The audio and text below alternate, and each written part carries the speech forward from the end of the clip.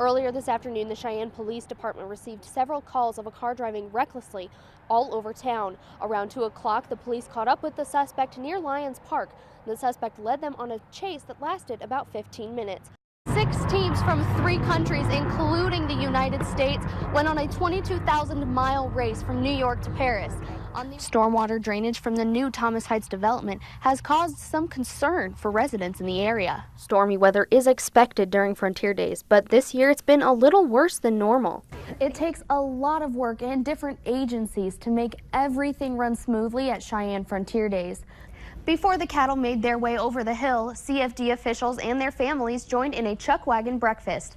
The Frontier Days volunteers tackle everything from weeding the livestock areas to planting flowers, or maintaining carriages and power washing arena stands. Earlier this afternoon, the Cheyenne Police Department received several calls of a car driving recklessly all over town. Around 2 o'clock, the police caught up with the suspect near Lions Park. The suspect led them on a chase that lasted about 15 minutes. The suspect, Gabriel Villalva, led the department through a golf course and struck a police car before police successfully deployed road spikes. The spikes punctured 2 of the vehicle's tires, and the vehicle came to a stop in the 3700 block of Hines Avenue. Villalva sat in the car revving the engine, which led to the vehicle catching fire. Villalva was extracted from the car, and Cheyenne Fire was able to put out the fire. Villalva was detained by police, then transported to the hospital with minor injuries. CPD says they are still investigating the incident. We're trying to investigate to determine how much property damage there was, what other charges there may be. All of those things are details that will come in the future, but I just don't have this time. Live in Cheyenne, Brittany Wiley, CBS News Channel 5. 6 teams from 3 countries, including the United States, went on a 22,000-mile race from New York to Paris. On the 110th anniversary, the Great Race is making its way through Cheyenne today. Right now, there's a car show at the Depot Plaza, and at 6 o'clock tonight, there will be a free showing of the movie The Great Race at the Atlas Theater downtown. There are a lot of people here to enjoy the authentic cars, including Governor Matt Mead, who arrived in Governor Carey's 1922 Packard that was here at the original race. From here, the tour will continue west to San Francisco along the same route as the original race. Live in Cheyenne, I'm Brittany Wiley, CBS News Channel 5.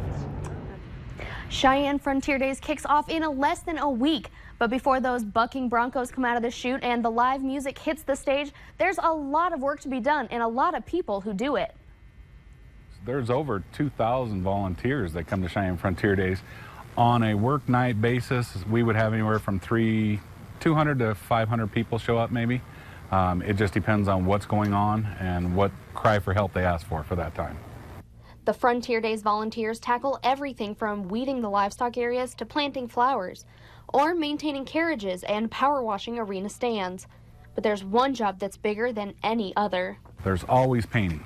There's always painting at Cheyenne Frontier Days, from rails to buildings to the track area, the arena area. CFD might only last for a week, but it takes months to make sure everything is ready for fans to enjoy. You know, I started probably 3 months ago doing small projects. This one I just finished, I started about 5 weeks ago from the time we broke ground to the time we got this Howdy Hut finished. Volunteers work hard leading up to Frontier Days, and it's all for the love of the Western culture and the chance to bring that to fans from across the country. It's a fun experience, and come out and enjoy Cheyenne Frontier Days. The daddy of them all kicks off Friday with the opening day celebration at Frontier Park. Between Friday and Sunday, July 29th, there will be plenty of rodeo, carnival games, food, drinks, and live music for everyone to enjoy. It has been a wet week out at Frontier Park, and it's affecting all aspects of Cheyenne Frontier Days. Stormy weather is expected during Frontier Days, but this year it's been a little worse than normal. It has been a struggle this year with the weather. Normally it's a sprinkle here and there like we're getting right now. Vendors like the Hitch and Post in Old Frontier Town sometimes can't even work a full day.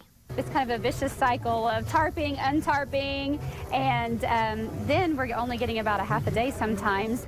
It's not only affecting the vendors' business, it's also affecting the visitors' shopping experience. People's not getting really to enjoy the shopping experience of Cheyenne Frontier Days. Despite the weather, Frontier Park is still crowded with people enjoying themselves. But it's not that simple because of the rain. It is a disaster. Fans and competitors have been caught in the mud all over Frontier Park.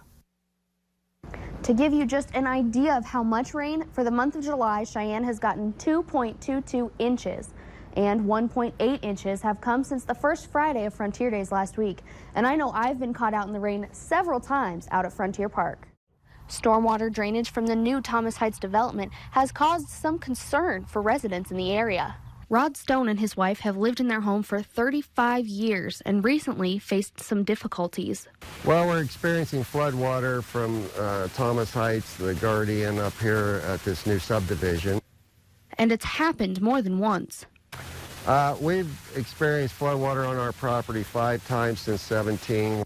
The worst came after a heavy rainstorm in August last year when water flooded not only their land, but inside their home. It was inundating the property, but District 2 has put sandbags that are behind us here, and it's protecting us. The sandbags have helped protect their home, but Stone says they still get water on the property. He also says little action has been taken by officials to alleviate the problem. We've been to the county, the city, to the Guardian. Nobody's really stepped up as of yet. Stone has a meeting with Mayor Marion Orr and other officials in July to discuss some next steps. He is hopeful the problem will be solved soon. In Cheyenne, I'm Brittany Wiley, CBS News Channel 5.